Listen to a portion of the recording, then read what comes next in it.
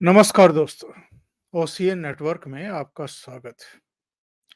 Bharatiya Janata party के वरिष्ठ नेता और केंद्रीय गृह मंत्री अमित शाह ने दिल्ली की राजनीति को गरमा दिया है और उन्होंने एक बार फिर अरविंद केजरीवाल को निर्लज्ज नेता बताया है, बेशर्म नेता बताया। हालांकि इसके बाद आम आदमी पार्टी की तरफ से भी रिएक्शंस देखने को मिले, खासतौर से सोशल मीडिया पर। और अमित शाह और प्रधानमंत्री नरेंद्र मोदी पर उन्होंने अटैक करने शुरू किए हैं। और आम आदमी पार्टी जब इस तरह की चीजें करती है, इस तरह के रिएक्शंस देती है, तो वो भूल जाती है कि जाने अनजाने, चाहे अनचाहे, वो भारतीय जनता पार्टी के ट्रैप में फंस रही है। दिल्ली में जो 7 लोकसभा सीटें हैं, 2014 और 2019 दोनों में ही आम आदमी पार्टी का खाता नहीं खुल पाया था। मैं आपको आंकड़े भी दूंगा, इनको कितने प्रतिशत वोट शेयर मिले थे। और कांग्रेस का भी खाता नहीं खुला, ना 2014 में ना 2019 में। दोनों बार नरेंद्र मोदी की झोली में सातों सीटें दिल्ली की जनता ने डाल दी थी। और इस बार भी नतीजा वही रहे, इसके लिए भारतीय जनता पार्टी ने फूल प्रूफ रणनीति तैयार की है दिल्ली को लेकर के। अब ये तो चिल्ला रहे हैं कि साहब, लोकसभा चुनाव से ठीक पहले, यानी मतदान से कुछ समय पहले, 1 डेढ़ महीना पहले, अरविंद केजरीवाल को ईडी के जरिए उठा करके इसलिए जेल में डाल दिया गया है ताकि दिल्ली में कोई चुनौती देने वाला ही ना बचे।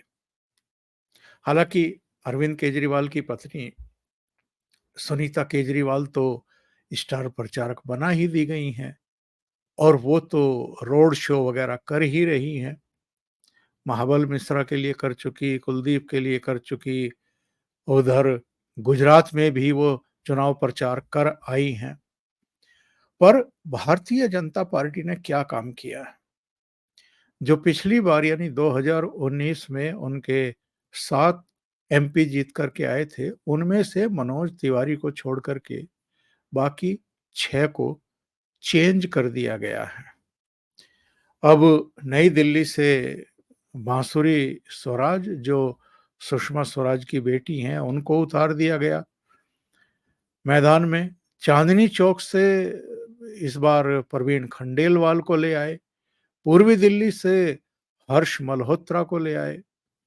इसी तरीके से अगर हम देखें तो दक्षिण दिल्ली से रामवीर विधुड़ी को ले आए, पश्चिमी दिल्ली से कमलजीत सहरावत को मैदान में उतार दिया, उत्तर पश्चिम से योगेंद्र चंदोलिया को मैदान में उतार दिया। यानी 7 में से 6 कैंडिडेट बदल दिए। इसके बावजूद कि हार जीत का अंतर अच्छा खासा था 2019 में भी। अमित शाह बातचीत कर रहे थे टाइम्स नाउ चैनल से, और टाइम्स नाउ की जो संपादक हैं, उन्होंने एक सवाल पूछा कि क्या ये ठीक लगता है कि अरविंद केजरीवाल जेल में हैं और वहीं से वो मुख्यमंत्री बने हुए हैं और दिल्ली की सरकार चलाने का दावा कर रहे हैं।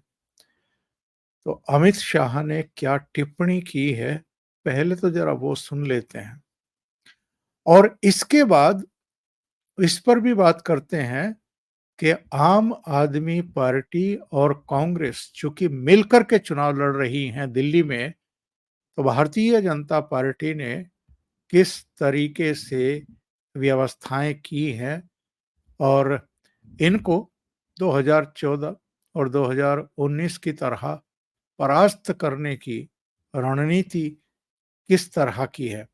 जरा देख लेते हैं कि क्या जवाब दिया है अमित शाह ने। मुझे एनकाउंटर के मामले में कांग्रेस सरकार ने जेल में डाला था। बाद में कोर्ट ने कहा कि पॉलिटिकल षड्यंत्र है कर मुझे बरी किया मतलब मेरे आरोप खारिज कर दिए, स्क्रैप कर दिए। परंतु मैंने भी अरेस्ट होने से पहले इस्तीफा दे दिया। हेमंत सोरेन जेल में गए, अरेस्ट होने के पहले वो इस्तीफा दे दिया। अब संविधान में ऐसा कोई प्रोविजन ही नहीं कि ऐसा कोई करेगा तो क्या होगा, क्योंकि संविधान सभा ने ऐसे निर्लज्ज मुख्यमंत्री चुन कर आ जाएंगे जो जेल में जाने के बाद भी इस्तीफा नहीं देंगे। ऐसे सत्ता लोलुप लोग आ जाएंगे, इसकी कल्पना ही नहीं करी थी। शायद उनको ये इतना विजुअलाइज नहीं कर पाएंगे। मैं इस विषय पर अभी कुछ बोलना नहीं चाहता। देश की जनता तय करे कि ऐसे निर्लज्ज मुख्यमंत्री होने चाहिए या नहीं होने। अपने इस करीब करीब 30-35 सेकंड के बयान में अमित शाह ने 2 बार अरविंद केजरीवाल को निर्लज्ज मुख्यमंत्री बोला है, बेशर्म मुख्यमंत्री बोला है। और ऐसा करके उन्होंने दिल्ली की जनता के सामने भी एक बड़ा प्रश्न छोड़ दिया है कि कैसा मुख्यमंत्री चाहिए आपको। लास्ट में उन्होंने कहा है ना, उनसे पूछा गया था कि क्या चुनाव निपटने के बाद, सरकार बनने के बाद आप लोग कुछ ऐसी व्यवस्था करने वाले हैं कि अगर किसी मुख्यमंत्री को गिरफ्तार किया जाए भ्रष्टाचार में, आपराधिक मामले में, और वो इस्तीफा ना दे तो उसको बर्खास्त किया जाए या क्या किया जाए, उसकी कोई व्यवस्था होगी क्या? संविधान में संशोधन होगा क्या? तो इस प्रश्न को ही अमित शाह ने टाल दिया।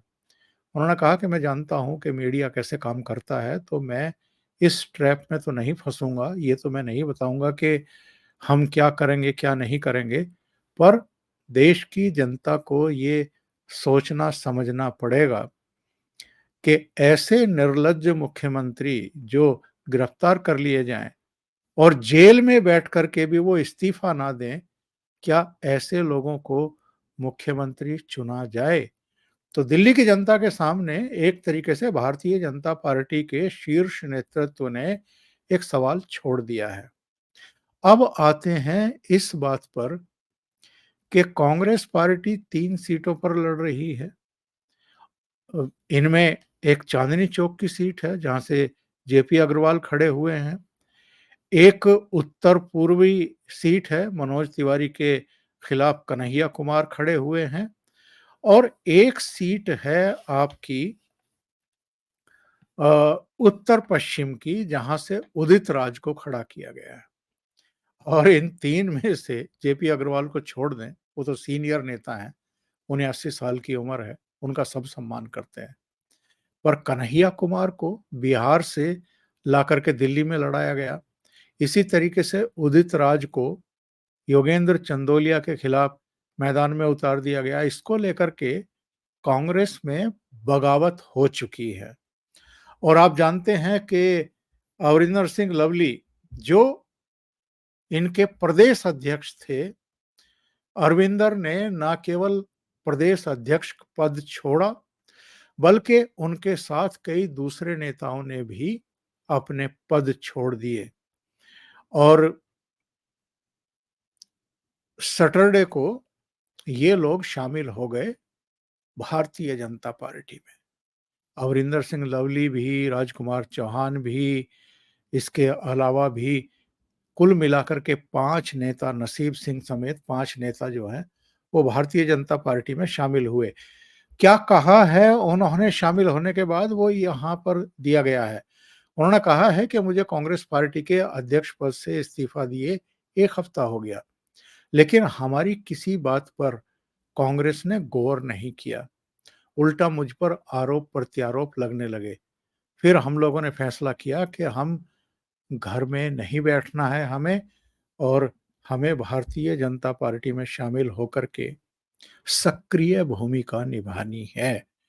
उन्होंने प्रधानमंत्री नरेंद्र मोदी की भी तारीफ की है, जेपी नड्डा और अमित शाह की भी की है, और ये कहा है कि देश को सही दिशा में नरेंद्र मोदी के नेतृत्व वाली सरकार लेकर के जा रही है। और ऐसे में हम अपने घर नहीं बैठना चाहते हैं, बहुत बड़ा एक काम हो रहा है, उसमें हमें योगदान देना है। तो मैं ये बता रहा था कि नई दिल्ली सीट से आम आदमी पार्टी के सोमनाथ भारती लड़ रहे हैं। पूर्वी दिल्ली से आम आदमी पार्टी के कुलदीप कुमार लड़ रहे हैं। इसी तरीके से पश्चिमी दिल्ली से महाबल मिश्रा को आम आदमी पार्टी ने कैंडिडेट उतारा है, जो कांग्रेस में हुआ करते थे पहले। दक्षिण दिल्ली से सहीराम पहलवान को आम आदमी पार्टी ने उतारा है। ये सातों सीटों पर आम आदमी पार्टी और कांग्रेस मिलजुल करके लड़ रही हैं और भारतीय जनता पार्टी को चुनौती देने की कोशिश कर रही हैं। इस बार भारतीय जनता पार्टी 7 की 7 सीटें ना जीत पाए, इसके लिए दोनों मिलकर के चुनाव लड़ रहे हैं, जो एक दूसरे को फूटी आंखों देखना भी पसंद नहीं करते रहे हैं अब तक। तो भारतीय जनता पार्टी की मजबूती के चलते, संभावनाओं के चलते, दो परस्पर विरोधी दल किस तरीके से एक साथ आ गए हैं, अब मैं आपको बताता हूं। जैसे चांदनी चौक है, 2019 के ही आंकड़े ले लेते हैं, क्योंकि अगर हमें तुलनात्मक अध्ययन करना है तो हमें पिछले आंकड़े लेने पड़ेंगे। चांदनी चौक में भारतीय जनता पार्टी को 53% वोट शेयर मिला था, कांग्रेस को 30% मिला था, आम आदमी पार्टी को 15% मिला था। इन दोनों को मिला भी दें, कांग्रेस और आम आदमी पार्टी को, तो बीजेपी के जो 53% थे उसके सापेक्ष में ये केवल 45% पर जाकर के रुक जाते हैं। नॉर्थ ईस्ट में भारतीय जनता पार्टी को 54% वोट शेयर मिला था और इन दोनों को मिलाकर के 32%, कोई मुकाबला ही नहीं है। ईस्ट दिल्ली में भाजपा को 55% वोट शेयर मिला था, इन दोनों के मिलाकर के 41% बैठते हैं, यानी 14% अभी भी बीजेपी के ज्यादा हैं। नई दिल्ली में 55% बीजेपी को मिला था, इन दोनों को मिला ले तो 43% मिला था, यानी 12% अभी भी बीजेपी के ज्यादा हैं। 2019 की बात कर रहे हैं, अभी भी वही सिचुएशन है। वेस्ट दिल्ली, पश्चिमी दिल्ली, जहां से प्रवेश वर्मा जीते थे, वहां 60% वोट शेयर मिला था भारतीय जनता पार्टी को, और इन दोनों को भी मिला लें तो 36% है। इसी तरीके से नॉर्थ वेस्ट की जो सीट है वहां भी 60% मिला था बीजेपी को, और इन दोनों को मिला लें तो वही 37% के आसपास। साउथ दिल्ली में बीजेपी को 56% मिला था और इनको दोनों को मिला करके 39%, यानी कोई मुकाबला ही नहीं है। आज एक और घटना हुई है। घटना ये है कि आम आदमी पार्टी ने हरियाणा और दिल्ली दोनों लोकसभा चुनाव के लिए अपने स्टार प्रचारकों की सूची जारी की है। अब इसमें बड़ा दिलचस्प है ये देखना, थोड़ा सा इसको और बड़ा करके दिखाते हैं आपको। पहले नंबर पर स्टार प्रचारक कौन है? जो जेल में बंद है इस समय, अरविंद केजरीवाल। दूसरे नंबर पर कौन है? उनकी पत्नी आ गई है। मतलब हायरार्की में, वरिष्ठता क्रम में स्टार जो प्रचारक हैं उनमें अब सुनीता केजरीवाल नंबर 2 हो गई हैं आम आदमी पार्टी में। फिर तीसरे नंबर पर जाकर के पंजाब के मुख्यमंत्री भगवंत सिंह मान, चौथे नंबर पर मनीष सिसोदिया जो ऑलरेडी जेल में बंद हैं अरविंद केजरीवाल की तरह। फिर पांचवें नंबर पर संजय सिंह का नाम आता है जो अभी जमानत पर बाहर हैं। छठे नंबर पर संदीप पाठक हैं। सातवें नंबर पर पंकज कुमार गुप्ता हैं। आठवें पर एनडी गुप्ता है। नौवें पर गोपाल राय हैं। फिर 10वें पर राघव चड्ढा हैं और 11वें नंबर पर सत्येंद्र जैन हैं जो जेल में बंद है। फिर 12वें नंबर पर आतिशी है। 13वें नंबर पर सौरभ भारद्वाज खिसक गए हैं। उसके बाद जो कैलाश गहलोत हैं उनका नंबर है 14वें नंबर पर। 15वें नंबर पर इमरान हुसैन। फिर 16वें नंबर पर जाकर के स्वाति मालीवाल हैं और उसके बाद फिर दूसरे नाम जो हैं इनके शुरू होते हैं। अब बड़ा प्रश्न ये खड़ा हो रहा है कि अरविंद केजरीवाल, मनीष सिसोदिया, सत्येंद्र जैन तीनों तिहाड़ जेल में, तो स्टार प्रचारकों की सूची में कैसे हैं?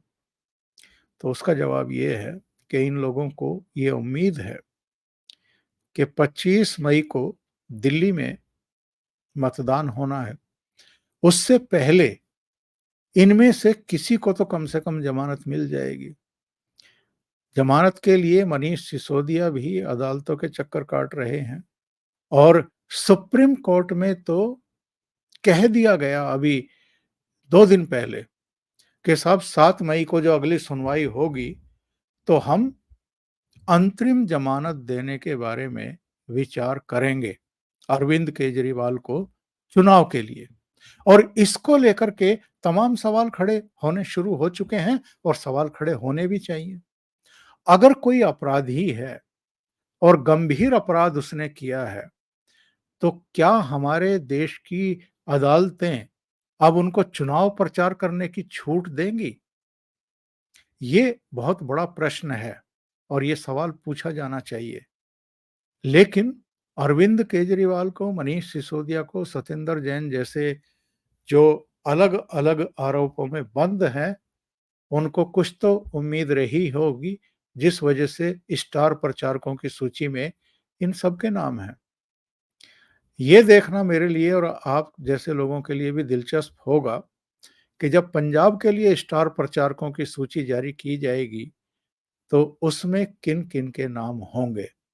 क्या हरभजन सिंह का नाम भी होगा, जो अरविंद केजरीवाल के जेल जाने के बाद से ही एकदम खामोश हैं।